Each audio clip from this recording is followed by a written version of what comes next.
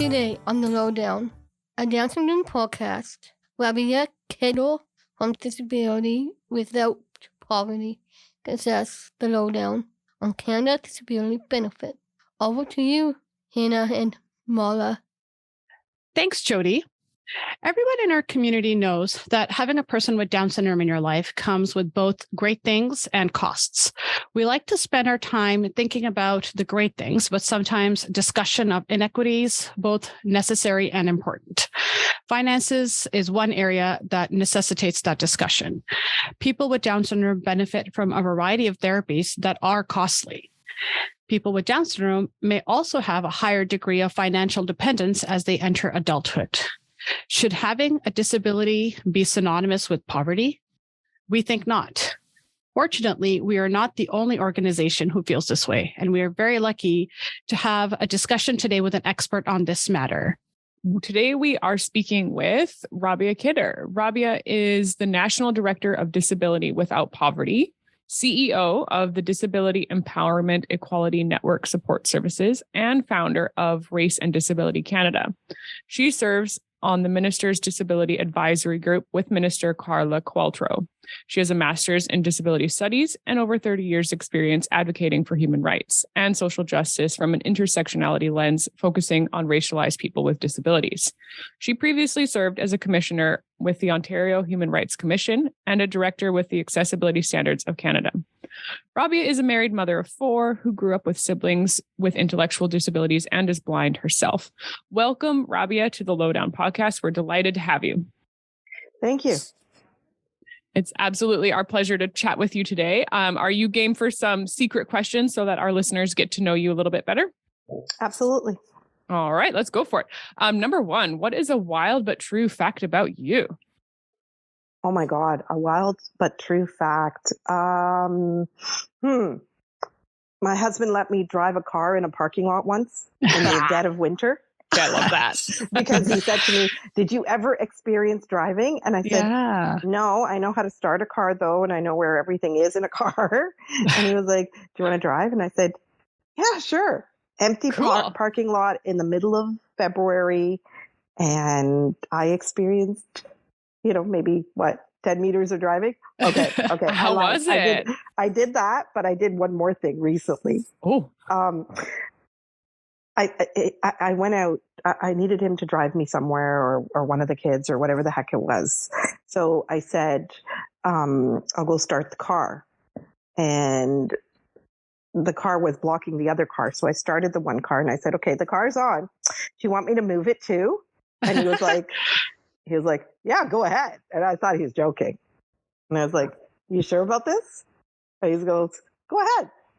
So I just let it roll back in the driveway in neutral. Nice. Awesome.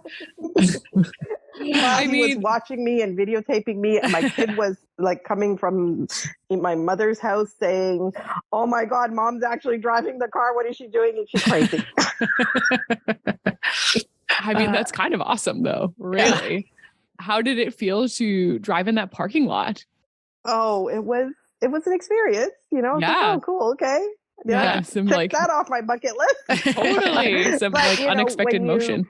When you acquire a disability, it's different. When you give up something, it's different. I never drove, so it wasn't a big deal. Right. Yeah. The thrill of it in the moment was, okay, cool. Yeah. But it wasn't like, oh God, I can't. I didn't feel bad about it. Right. Whereas I know people who have vision loss later in life, for whom it's very difficult not being able to drive. Yeah. Absolutely. I'm just saying these days, hey, give me that fancy electronic car. I'll be the guinea pig who's willing to drive. The self-parking cars, you don't even have to worry. Yeah. Everything. Just push a button, Yeah, exactly. Yeah. It'll talk to me and it'll drive for me. Perfect. Let's go to question number 2. That question is, where has been your best vacation destination to date? What have you enjoyed the most? Oh, I've traveled quite a lot, and maybe, it's a lot of sentimental stuff. So, maybe one of my first best trips was going to meet my in-laws in Egypt.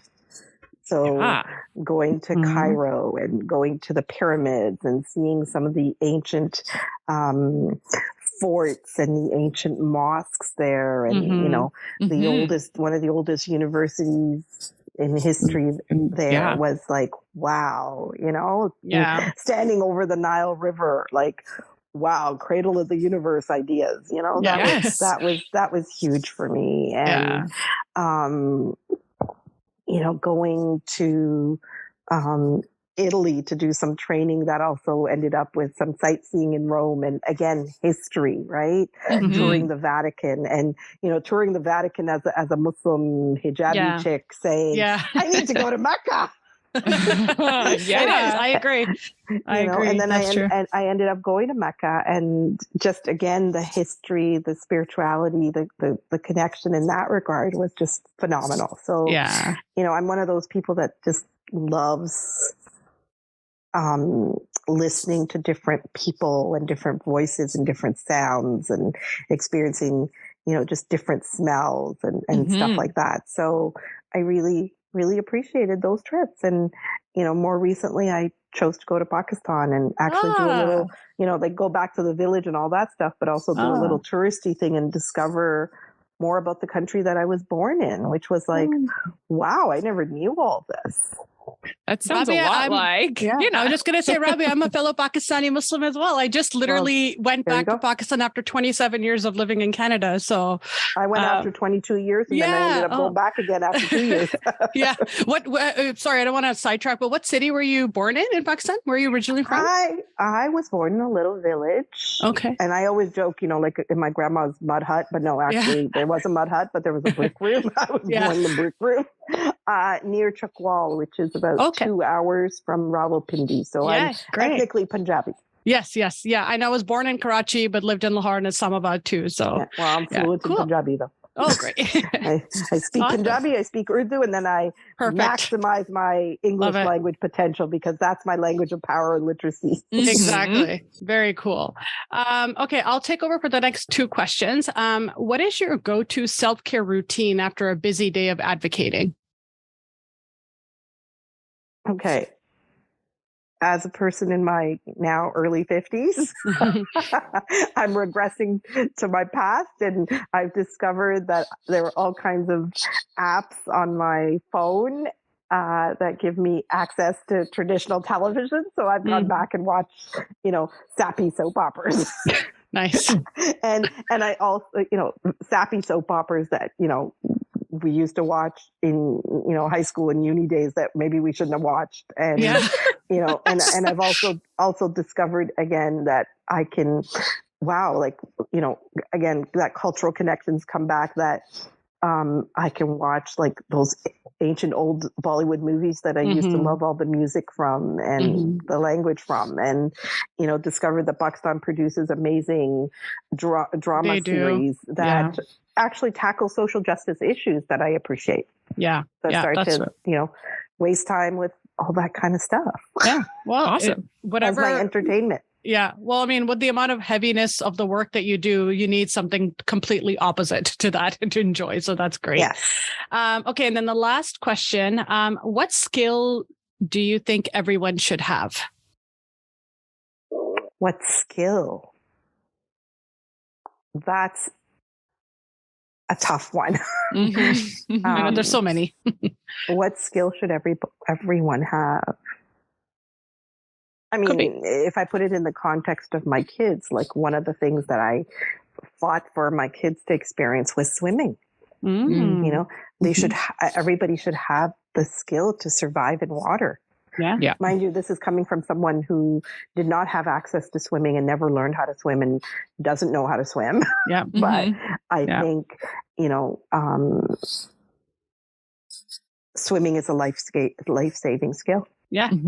Very true. Great. I know I'm also on the same boat as you. I don't know how to swim either. So I'm trying to learn, but that's typical of most brown girls. Well, thank you so much for kind of indulging us in that. It's really great to get to know you a little bit more. Let's kind of now switch over to our topic at hand.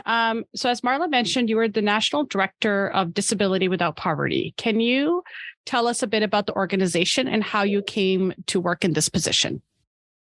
So, disability without poverty, the conversation of disability and poverty has been out there for a very long time, and there are people who have been working to spotlight it for a very, very long time, and people coming together and advocating for people with disabilities and all that.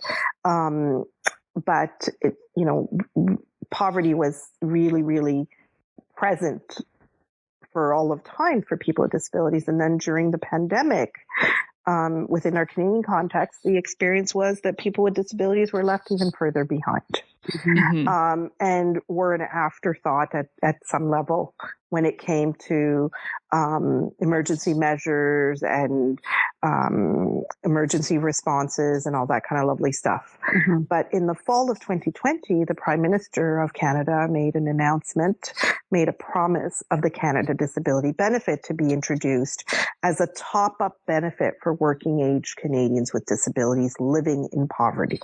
We came to being out of a series of sessions that were held to build some skills and knowledge and generate ideas through a series of webinars to figure out how to build a movement.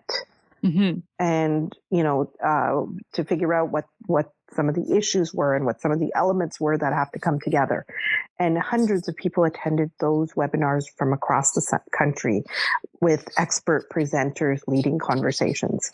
Mm-hmm. That then evolved into Disability Without Poverty.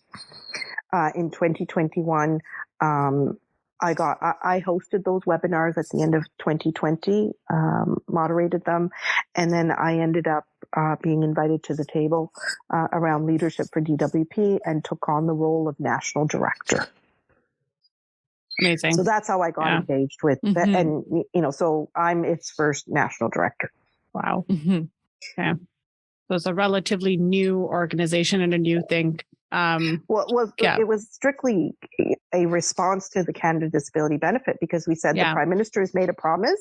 Yeah. We cannot leave it up to the political system to bring this forward alone in a meaningful way, in an effective way, in a relevant way, and in an efficient way. So we need to mobilize people at the grassroots level from sea to sea to sea in this country, and really popularize disability poverty as a fact in this country, as in fact a national crisis, we would suggest, and really appeal to people in positions of power in our democracy, our elected officials, to fast track this benefit in the form of a bill into law. Yeah. And here we are today that it's reached Senate. Yeah. Mm-hmm. Yeah.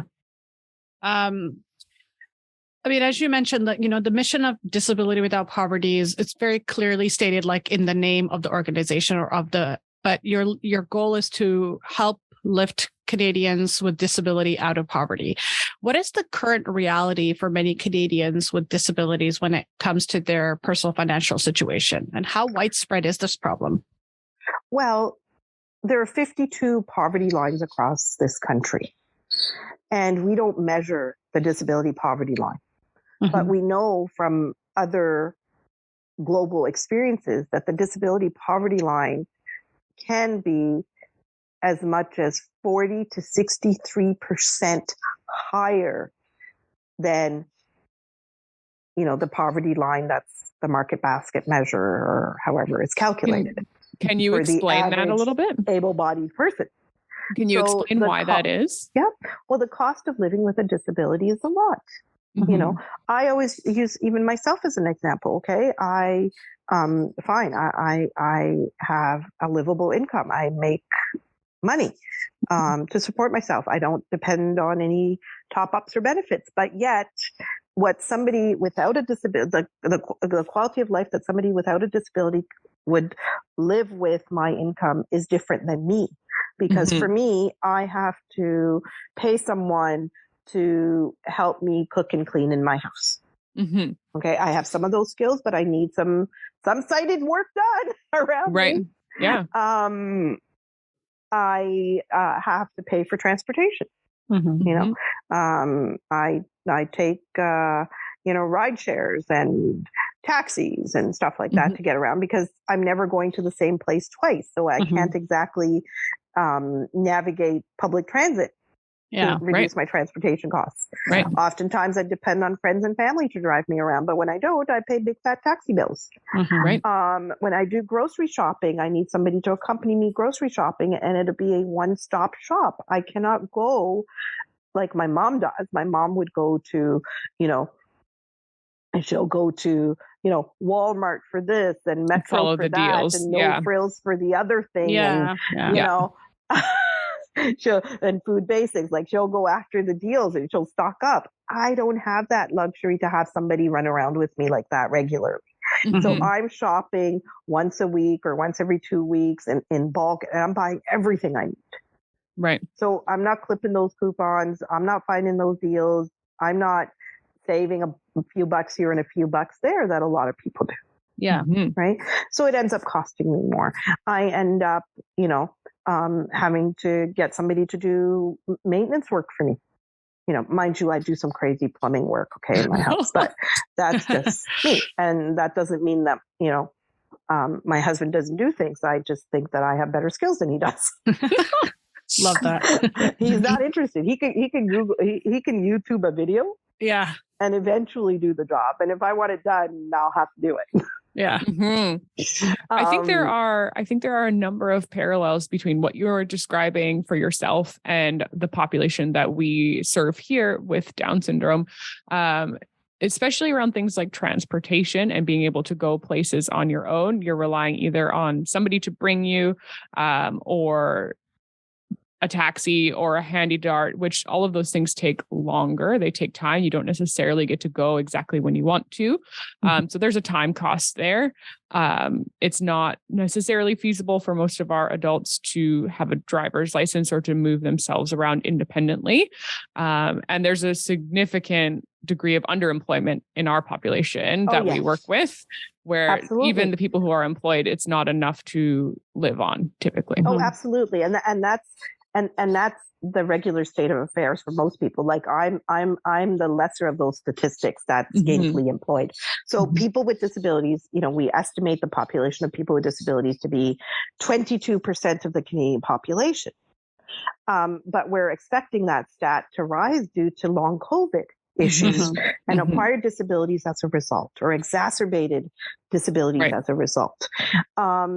We know that over 41% of people living in poverty, in fact, are people with disabilities. And are people with disabilities that are disclosing a disability, right? Right. There are many, many people who have disabilities that are undiagnosed or not disclosed. So maybe, that statistic we're presuming would be higher. Over 50% of food bank users are people with disabilities. So people with disabilities are 50% of them are food insecure. Yeah. So they're eating the wrong kind of food that then exacerbates their disability. Right? Like some of the symptoms or barriers that they face as a result of their disability are exacerbated because they just don't have access to good food. Yeah. So the numbers should be shocking people in a country of abundance, in a nation that's revered globally for having a good quality of life, a nation that people desire to migrate to in hopes of making it in the Canadian dream. Yeah. Not every Canadian with a disability has that fair chance to achieve the Canadian dream and thrive and live with dignity. And I think it's often unfortunate how the burden of proof or the burden of figuring out the support and getting more support always falls squarely on the shoulders of the person living with the disability. So it's unfortunate that those that, and some are very capable, have the capacity to do it, but there's so many out there that need the support but can't advocate for themselves. And that's another thing that can make it so much harder. Huge. Yeah. Yes, that's absolutely huge, that not everybody can voice or has voice to be able to challenge the system and effectively navigate it to get what they need. Exactly. And the system is set up to keep people out. Yeah. Right. The system is set up to keep people in legislated poverty. So people with disabilities, if they're cohabitating or married, they're losing benefits. So they're discouraged from experiencing a normal, healthy relationship in life. Right. And the situation that you are describing for yourself, where you're relying upon what sounds like a number of individuals to support you from day to day, that I would say is one of the number one stressors that the parents of our adults describe, is finding those people. That is hard to do. Finding people who are qualified and safe and caring. It's a real challenge. I can actually talk to that as somebody who grew up with brothers with intellectual disabilities, my parents being caregivers, my mother being the primary caregiver who was always at home taking care of all of us. Very difficult to find even paid staff who are reliable, who are culturally and spiritually responsive when you're looking at diverse communities, in fact, and respectful. We've had people look at us as a brown family that's like totally backward and warped, having 4 disabled kids. Yeah. You know, from their position of privilege where, you know, they feel, you know, 2 cats, 1 dog, and maximum 1 child is the appropriate family unit. Right. No pun intended. No. And they look at us like, how ignorant of you to give birth to 4 disabled children.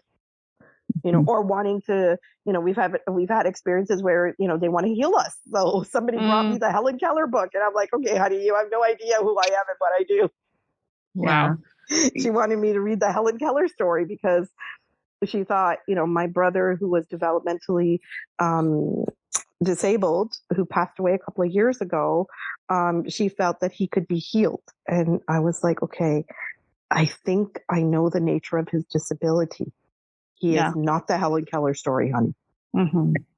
But, you know, it's very difficult to find people who really are there to genuinely support you. And again, to support you above and beyond the job description through some of those supports and services, because some of those don't understand that you're a household, you're a family. They're like, we're here to cater to the quote unquote client. So we will do the client's laundry. Oh boy. How does that help the caregiver? Yeah. Just do the whole damn load of laundry. You know, it's not helping anybody. So, you know, how resources are utilized a lot of times is inefficient and not really supportive as needed. Having natural supports for people with, you know, like your family leaves you. Let's get real. Like, you can't even count on your immediate family. I mean, for me, it's different as somebody who's blind. You know, I have my parents, I have my husband, I have my 4 adult kids, you know, I have people in my life. And that's, you know, I consider myself the small percentage lucky person who has it all. But, you know, my mom, she had very few friends that stood by her all these years. We had relatives who did not understand the nature of my brother's disabilities and didn't want to have anything to do with it. I mean, lo and behold, they didn't even want me to call myself blind. They were shocked when I used the term. And all of this is wrapped up into all kinds of, you know, cultural nuances and whatnot as well, right? So there's vast diversity across Canada, and and you know, racialized people with disabilities, and that's a lot of other work that I do through Race and Disability Canada and through Dean Support Services, specifically within the Muslim community. These are very common threads across the South Asian culture, African cultures, and whatnot. And I think for caregivers, regardless of cultural background, regardless of race, they do find themselves very isolated. Absolutely. I'm glad. I'm glad you brought. Sorry, no, just going to say, I'm glad that you brought that up, Rabia, about the fact that the problem is compounded and made so much more difficult for people in a racialized community, or, you know, but it's just like, it's already difficult enough to live and navigate the system with a disability. But then when you have those additional factors into it, it just almost seems like impossible to be able to get any kind of support if you are a part of a minority or a racialized group. Yes, and support even within the system, Hannah, Marla, that is relevant to your lifestyle. Yeah. The system, the disability supports and services system is set up in a way that you're just a disabled person. We're not there yet in terms of appreciating the fact that a disabled person has all these other elements to them as a person first with the disability. So, in my case, I always say, I have my little one-liner where I say I'm a hyphen with many hijabs because I cover my hair by choice as a Muslim, and I'm brown and all this kind of stuff. So my one-liner is, I'm a Muslim, Punjabi, Pakistani, Canadian woman, wife, mother, daughter of aging parents, sibling of people with disabilities, yada, yada, yada, and I'm blind. Yeah, right. It's all of that. Yeah. That interacts with everything, right?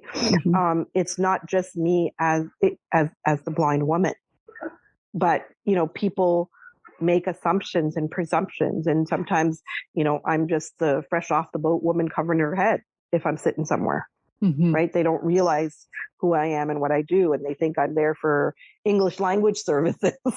Yeah. I've had those experiences where I'm going to make a presentation at an organization and I'm waiting in their waiting area.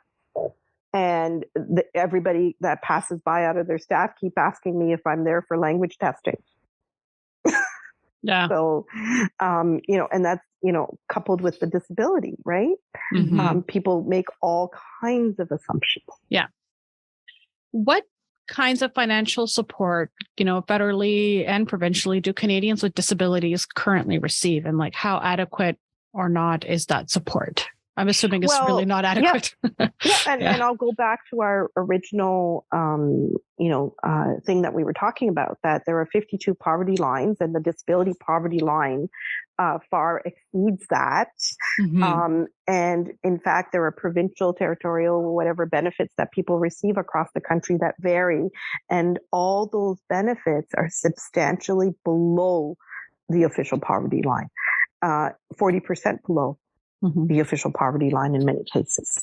So not only does it cost more to live with a disability, so you're in deeper poverty as a result of it, but the benefits you get don't even reach the regular poverty line. Right. There's a huge discrepancy. Like for example, in Ontario, the Ontario Disability Support Program was increased by 5% recently. So basically, giving people extra few bucks in their pockets a month, not even to buy a coffee.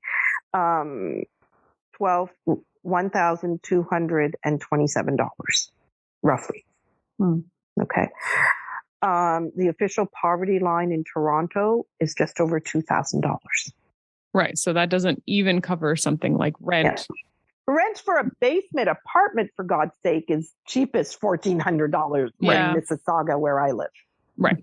So I think people can understand the degree of discrepancy with that example, where it doesn't, for people who are underemployed and have more expensive needs than the average non-disabled person, this is not even close.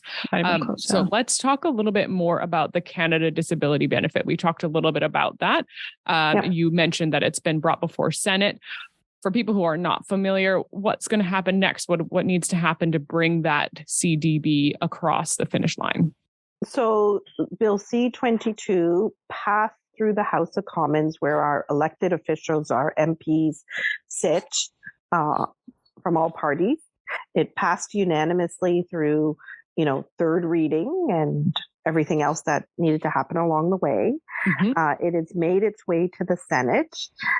It will be debated soon and studied in the process within the whole Senate system that we have, the way our Senate works. And it will then be put forth for royal assent if there are no amendments. And we are hoping that there are no amendments. Okay. If there are amendments, then it has to go back to the House of Commons and follow that path again, and that just will cause further delay. We have no more time for delay. We have people with disabilities in this country that are living in situations that are unbearable now, and in some cases, the solution being proposed by the system is medical assistance and die. Right. So physicians are saying, well, if there's no other option, you have MAID as an option. And MAID as an option is not an option. Mm-hmm. Right. Let's talk about the people that this bill is intended to serve. And one of the key pillars of your advocacy is that people with actual disabilities need to be an integral part of this process at every step and the design of implementation of the bill, C-22. So how does this work? How is this being achieved? You talked a little bit about the webinars. Has there been follow-up after that? Does it risk slowing down the process, getting input from everyone, or what are your thoughts on that? Oh, no, we have been consulting government from the get-go. We've had roundtable discussions with the minister and prime minister. The system itself has been consulting Canadians through surveys and stuff. Mm-hmm. Disability organizations working collaboratively in the disability inclusion action planning process have been consulting Canadians with disabilities. We have been encouraging people with disabilities to reach out to their MPs and have meetings with them, to write to their MPs. We have been writing op-eds and having them published in English and French across the country since, 2021. Right. Numerous op-eds have been pushed out. We've been having regular conversations with Canadians through ongoing webinars and engaging artists and stuff in those conversations. Mm-hmm. So we have been creating space for the voices of Canadians with disabilities to be heard and popularized in the minds of the average Canadian. Mm-hmm. And in the minds and hearts of our lawmakers. Mm-hmm. I'm very curious. You are a person by your description who's very well versed with the disability community. And I'm curious as to whether any of this discussion has yielded anything that's been surprising for you or new angles that you hadn't considered. I think my point with this is that any one subgroup of the disability community can't really speak to the experience of everybody else who's also disabled. So I'm wondering if anything has surprised you.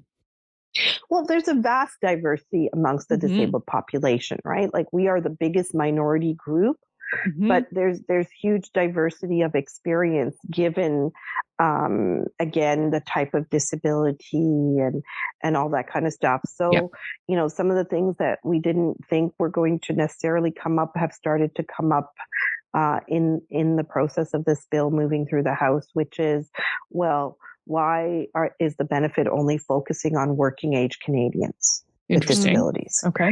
And that's because working age Canadians with disabilities have no top-up benefit in this country. Right.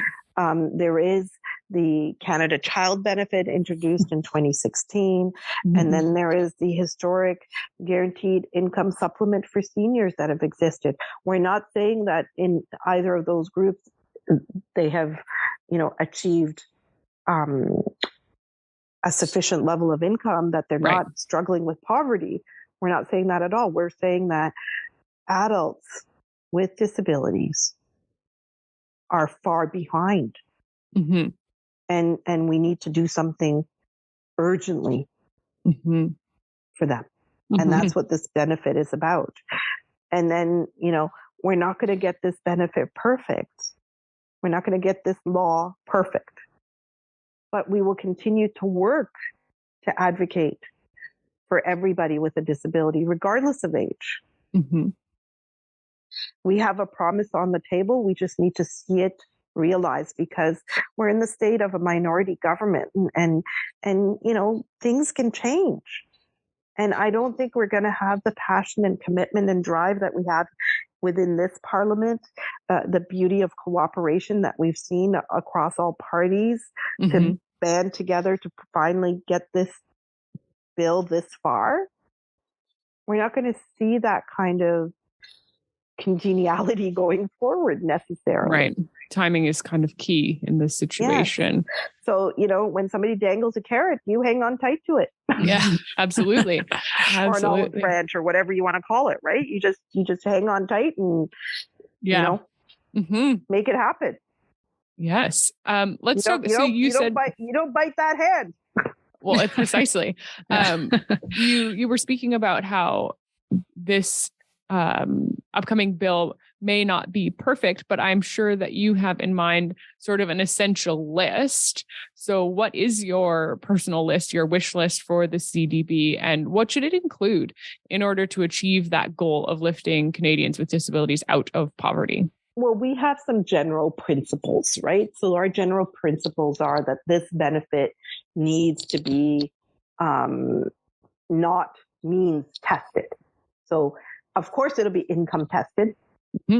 That's fine. There has to be some sort of income measure, but we do not want it to be means tested. We want it to be individual income. So it's not about, what's happening in the household or who you're married to or, what other assets you have. Like, if you live in a house, we're not going to give it to you. Like, shouldn't be that kind of stuff. Right. But, the existing income that you have is what it should be tested against. The fact that we don't want people with disabilities who are already in the system to have to prove their disability again and again, that there be some sort of streamlining between provinces and the federal government to fast track people who are already on disability benefits to receive this top-up benefit. Yes, that makes an immense amount of sense. Yeah, but people who are not currently in the system who feel they're entitled to the benefit due to the nature of their disability, that they also be able to apply directly to the federal government, even if they don't qualify for existing provincial benefits and stuff. That there be, genuine cooperation within our federation between provinces and the federal government to harmonize this benefit and not claw back other benefits and supports that people with disabilities have. Like one of the things, I should know this, but, in that instant when somebody spelled it out for me, I was like, oh, wow. Okay. So I was talking to someone who I said, hey, the earnings exemption for the Ontario Disability Support Program has increased from $200 to $1,000. Do you want to work where you can make about $1,000? And her immediate reaction was that income will be taxed. So it won't be exactly $1,000. And on top of that, my rent subsidy will take another 30%. So the promised $1,000 is nowhere near $1,000, essentially. Exactly. Looks good on paper, doesn't play out. Her making the effort to struggle to work, given the nature of her disability, to earn up to that $1,000 will, in the end, maybe only result in $400 to $500 in her pocket. Is it worth it? Yeah. Well, Does it empower her to work? I don't know, because I'm not sure that it would empower me to. Yeah, especially if you're living with a disability, and it depends also on the work you're doing and how much more taxing that work is. And you're right. Well, is it worth it? Yeah. And we already talked about, how much time it takes, right? How much the cost of time for people with disabilities to, especially if they need attendant services and personal care and stuff, how much time and effort it takes them to get ready to get out of the house. And then how much time it takes for transportation services to get them from point A to point B and all that kind of stuff, which far exceeds the able-bodied person hopping in the shower for 10 minutes, getting ready and running out the door, driving their car and getting to work within, 20 minutes. Yeah. Right. And those time costs are on top of everything that you had just described. Right. So that remaining $400 or $500 gets eaten up very quickly if you need to pay somebody else a few more hours to do a couple more shifts per week to take you places. Yeah, and if you have to buy your lunch when you're at work, exactly. stuff like that. Rabia, when do you think that people with disabilities can realistically expect to begin receiving the benefit? Well, all I can say is that if we keep pushing and we keep pressuring, we want to see this benefit delivered as quickly as possible. We're expecting this bill to receive royal assent and become legislation by spring. Fantastic. Or in early spring. Yeah. We are hoping that the benefit can be delivered within 2023. That's what we're calling for. Wow. Deliver the benefit in 2023. Yeah. Because if we don't push, we won't get. Yeah. We're being told that it's going to take at least a year for regulations to be formed after the legislation passes. Right? Yeah. That means, at some point next year. Well, if we don't put the pressure on for this year, it may not even happen next year. Yeah, you're absolutely right. If we say, yeah, sure, okay, we'll wait for it. You know? So we have to put the pressure on as caregivers, as service providers, as advocates, as parents, siblings, individuals with disabilities. We have to put pressure on the system to respond quickly because this is a crisis. This is an emergency. One of the most shocking stories I heard was of a gentleman whose sister passed away. He used to live with her. So, his ODSP went a little longer because they shared rent. When she passed away, he lost access to that apartment. He couldn't pay the rent anymore. Yeah. He ended up in a rooming house as a blind man in a shared kitchen where he cannot cook. He opens a can and eats the food.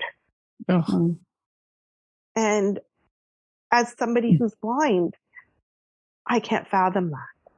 Yeah. Nobody should have to live like that, And I'm glad that you term it as a crisis. Like, I think some people, they can't fully appreciate the urgency of this moment. And as a person, people with disabilities are just waiting and waiting and waiting, and all the government is coming back to them is like, yeah, we have to make regulations. Like, it seems so preposterous that you just can't, like, it is something that it's needed and you just can't pass it, right? Yeah. In the minds of the average Canadian, there's a myth out there that, people with disabilities get everything on a silver platter here. The system takes care of them. They live a life of luxury. They get so much more money than, I've heard this stuff, right? Like, we heard the same stuff when we had, when we were bringing in government sponsored refugees, that the government's giving more to refugees than seniors are getting. Yeah. Not true. False information. Right? And that's the same kind of myth that floats out there, right? Like, people are like, people with disabilities are getting lots of money from the government. Everything's paid for. No, it's not. Yeah.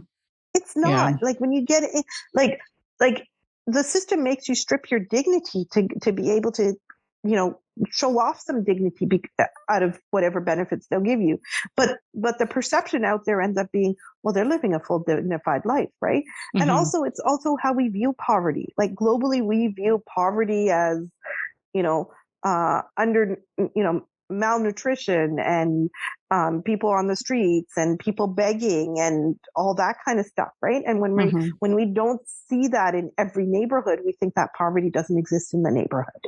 Yeah. Right? It's only an inner city problem, or they're faking it, or they have addiction issues. There's no recognition that there's more to it.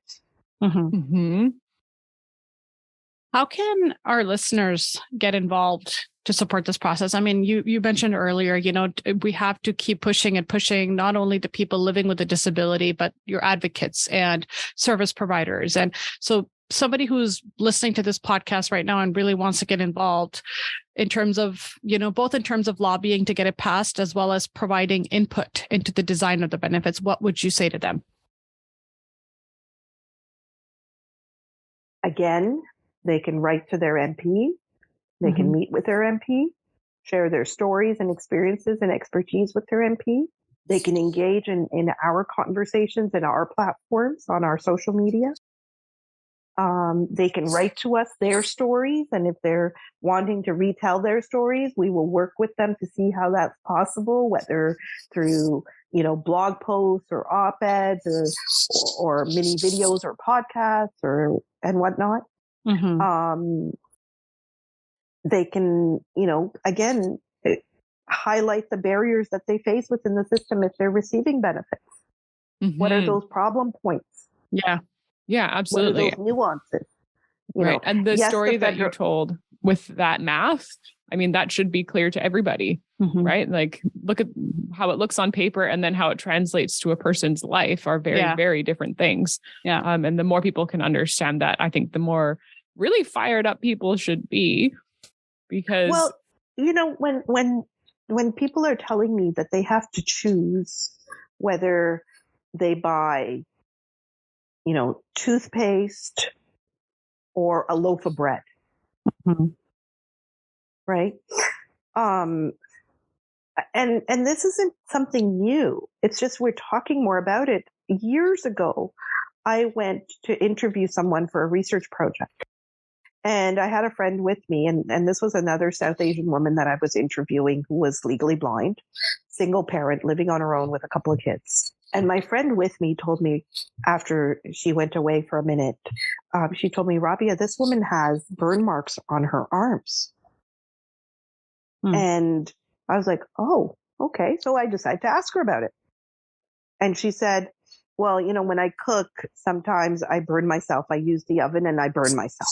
Oh my gosh. And I said to her, do you not have these gloves, these long oven mitts that you can find at that organization that supports blind people? Mm-hmm. Okay, yeah. I'll leave them nameless. She said to me, well, I can't afford to buy them. It's a choice between me buying those oven mitts and buying food for my children.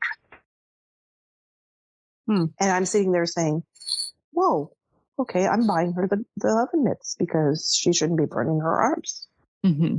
As one blind sister to another. Mm-hmm. So I went and bought her those oven mitts that she can't afford, that I think that service provider should have been giving to her free, personally. Yeah. And not selling them through their blind shop. So those are very real choices that people have been making for a very long time. We've just gotten to a point where we're starting to pay attention. Mm-hmm. And we want to make sure that more and more people pay attention. So we have to keep telling these stories and keep bringing these stories forward and not be shy to share our journeys. Yeah.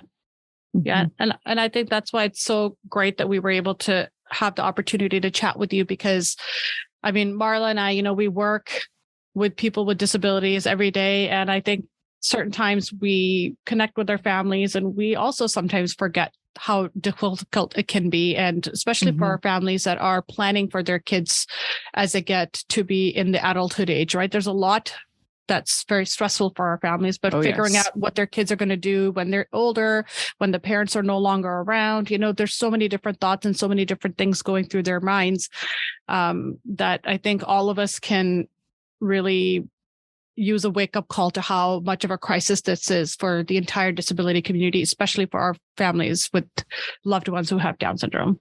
So we appreciate that. Where can people go to learn more? What are some of the key websites or things that you would recommend where our listeners can go to find out more and to help advocate and lobby? Well, they can start with our website, which is www.disabilitywithoutpoverty.ca. We have lots of information and resources and links there. Okay, perfect. So that's the best place for them to start. They can also follow us on, Instagram, Twitter, Facebook, LinkedIn for more information. Awesome. That's great. Rabia, thank you so much for taking the time to explain to us what the current status is, what the history of this process is, and where we can go to kind of help lead a better future for people living with disabilities in Canada. We really appreciate your time. Thank you so much. Thank you.